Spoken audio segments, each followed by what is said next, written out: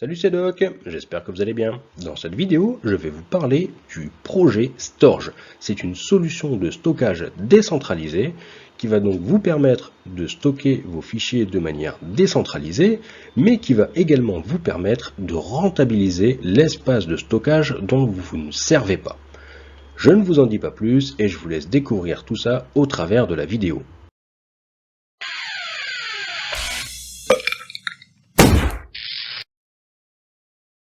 Lorsque vous utilisez des services de stockage en ligne tels que OneDrive, Google Drive, Dropbox et tant d'autres, il faut savoir que vos données sont stockées au travers de leur data center. Ce qui signifie que ces entreprises ont donc la capacité de consulter vos données et si besoin, elles peuvent également les censurer. Et c'est là où Storj vient faire toute la différence en proposant un service de stockage en ligne, mais de manière décentralisée. C'est-à-dire que les données vont être hébergées chez monsieur et madame tout le monde, mais de manière chiffrée. Donc autrement dit, seul vous aurez l'accès à vos données et personne d'autre. Je vous explique maintenant un peu plus en détail comment tout cela fonctionne exactement. Alors, comment ça se passe exactement? Si vous avez par exemple de l'espace de stockage dont vous ne vous servez pas, vous pouvez tout simplement le mettre à disposition pour que des personnes puissent venir y héberger des fichiers. Alors, il faut quelques minimums techniques, comme par exemple avoir au moins 550 gigas de disponibles à mettre à disposition, ainsi que 25 mégas de bande passante. Concernant l'installation, c'est vraiment très simple, tout est bien expliqué dans leur documentation, pas besoin de grosses connaissances techniques. Et en plus de cela, vous avez un support qui peut vous assister en cas de problème, de doute ou de questionnement. Ensuite, lorsqu'un utilisateur va donc vouloir sauvegarder des données au travers de ce cloud décentralisé, lorsqu'il va uploader son fichier va être découpé en 80 morceaux. Ces 80 morceaux vont être répartis sur 80 nodes différents. Donc un node, c'est une personne qui aura mis à disposition de l'espace de stockage. Et pour télécharger, récupérer ou tout simplement visionner les fichiers qui ont été sauvegardés sur le cloud décentralisé de Storj, il ne faut que 29 de ces 80 fichiers. Donc, comme vous pouvez le constater, il y a une tolérance à la panne qui est supérieure à 2. C'est-à-dire qu'on peut perdre plus de la moitié des nodes sur lesquels vos fichiers ont été hébergés. Vos fichiers seront toujours accessibles. Le concept de décentralisation va au-delà de simplement sauvegarder vos fichiers sur 80 nodes différents. Ces 80 nodes sont choisis avec différents fournisseurs d'accès à Internet ainsi que différentes zones géographiques afin d'assurer la meilleure des tolérances aux pannes possibles. Et bien entendu, si un node contenant l'un des 80 fichiers vient à disparaître pendant un certain moment, le fichier manquant sera répliqué sur une node qui est active. Alors, je vois tout de suite votre question arriver.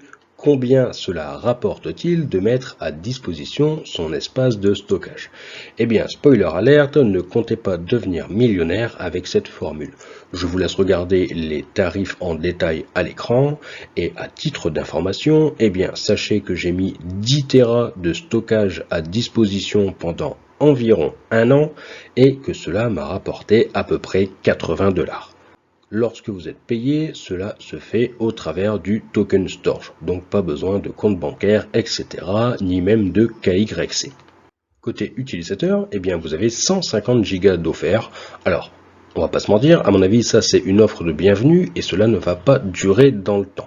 C'est une manière d'attirer un maximum de nouveaux clients pour faire connaître leurs produits. Et au-delà de ces 150 gigas offerts, vous payez tout simplement ce que vous consommez.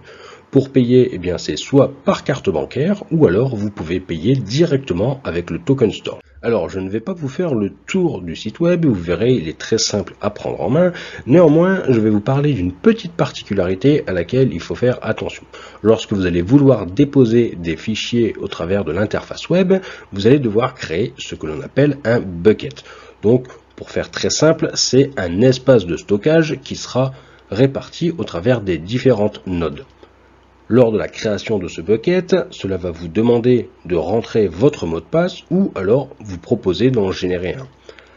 Ce qu'il faut bien comprendre, c'est qu'en fait, le mot de passe ne va pas protéger votre bucket en soi. Le mot de passe va permettre d'ouvrir un espace cryptographique dans lequel vous allez pouvoir déposer vos fichiers et ces fichiers seront en fait chiffrés à l'aide de votre mot de passe.